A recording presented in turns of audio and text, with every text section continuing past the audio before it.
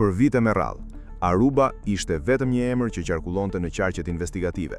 Një ishull në Karaibe, larg Shqipërisë, ku thuaj se ishin takuar bos të krimit, biznesmen dhe përfaqësues të qeverisë shqiptare. Sot, kjo histori nuk mbështetet më vetëm te dëshmitë apo burimet gazetareske. Një operacion i fundit i SPAK ka konfirmuar se takime të tilla kanë ekzistuar. Në dosjen hetimore përmenden Aruba dhe Spanja si vende ku janë zhvilluar takime mes personave nën hetim, ndërsa komunikimet në Sky EKK, përgjimet dhe informacionet e ardhura nga Belgjika e Spanja flasin për negociata që lidhen me prona, leje ndërtimi dhe investime në Shqipëri. Megjithatë, pyetja më e rëndësishme mbetet ende pa përgjigje. Kush ishin zyrtarët shqiptar që morën pjesë në Aruba? Zbulimi që erdhi nga Italia. Historia doli për herë të parë në dritë fal gazetarit investigativ italian Nello Trocchia, autori i librit Invincibili, La mafia albanese da Roma alla conquista del mondo. Në një kapitull të veçantë, Trocchia publikoi për herë të parë ekzistencën e një takimi të zhvilluar në ishullin Aruba gjatë periudhës 24 deri në 31 janar 2019. Ai nuk e paraqiti historinë si thashë thënë. Gazetari shkruar se informacioni vinte nga dokumentet e antimafias italiane dhe nga materialet hetimore të autoriteteve evropiane. Sipas tij, në Aruba u mblodhën figura të rëndësishme të organizatës kriminale shqiptare, biznesmen dhe ajo që e bënte historinë tronditse, përfaqësues të pa identifikuar të qeverisë shqiptare në detyrë. Ky ishte elementi që e dallonte Arubën nga çdo histori tjetër. Nuk flitej vetëm për trafik droge, flitej për politik. Pse pikërisht Aruba? Sipas materialeve të publikuara nga Trocchia, hetuesit italian arrinin në përfundimin se ishulli ishte zgjedhur me kujdes. Në dokumente thuhet se hyrja nuk kërkonte vizë dhe garantonte diskrecion maksimal. Sipas hetuesve, aty ishte i pranishëm Artur Shehu, i cilësuar si një nga figurat më të rëndësishme të krimit shqiptar me aktivitet në Evropë dhe SBA. Në takim, përmenden gjithashtu emra si Genci, Alfredo Hamzai dhe persona të tjerë të organizatës. Por elementi më i rëndësishëm ishte se në përgjimet telefonike, flitej për praninë e figurave të larta të ekzekutivit shqiptar. Çfarë u diskutua në ishull? Sipas librit të gazetarit italian, në Aruba nuk u fol për drogën, u fol për biznes, më konkretisht për investime në Shqipëri. Në dokumentet të cituara prej tij, thuhet se qëllimi ishte arritja e një marrëveshjeje për leje ndërtimi dhe zhvillimin e një kule të madhe në Tiranë, territor që sipas hetuesve lidhej me interesa të dy grupeve kriminale. Po ashtu, në komunikime flitet për investime në Vlorë dhe zhvillime të tjera imobiliare. Pra, sipas këtij versioni hetimor, Aruba nuk ishte një takim për të organizuar trafik droge, ishte një samit ku krimi kërkonte të hynte në ekonominë legale përmes betonit, kulave dhe pronave. Nga libri në dosjen e SPAK.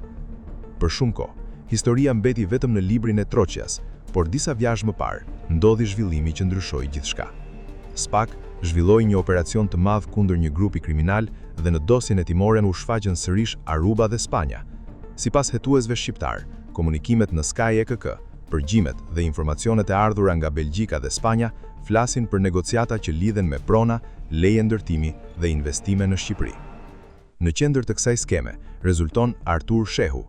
SPAK thot se ai kishte marrë përsipër zhvillimin e pronës dhe sigurimin e dokumentacionit ligjor, ndërsa në këmbim do të përfitonte 50% të saj.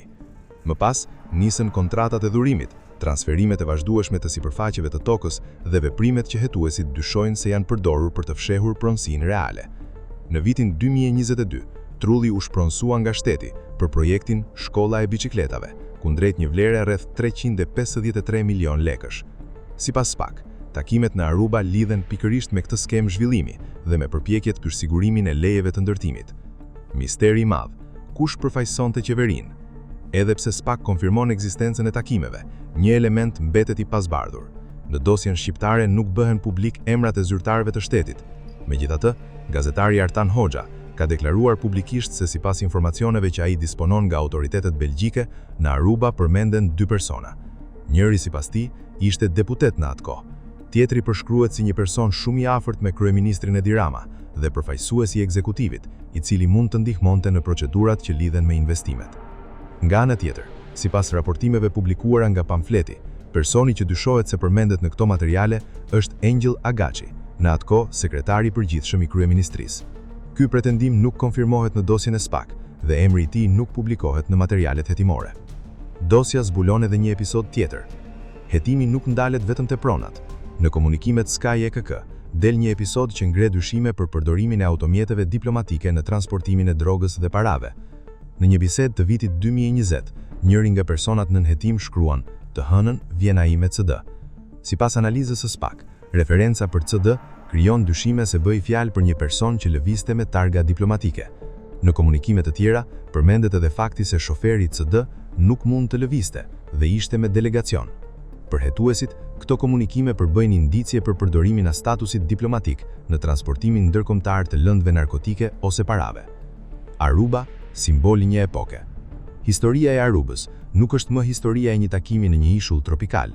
Ajo është kthyer në simbolin e mënyrës se si, sipas materialeve hetimore, ndërthureshin krimi i organizuar, biznesi, zhvillimi urban dhe kontaktet me pushtetin. Nga një libër investigativ i botuar në Itali, tepërgjimet Sky EKK, letërporosit nga Belgjika dhe Spanja dhe dosja oficiale e SPAK, Aruba ka kaluar nga një histori e pabesueshme në një çështje konkrete hetimore. Megjithatë, enigma më e madhe mbetet ende e pasbartur. Pse SPAK i fshehu zyrtarët shqiptar që udhëtuan në Aruba dhe çfarë marrëveshjesh u diskutuan realisht në atë ishull të Karajibeve?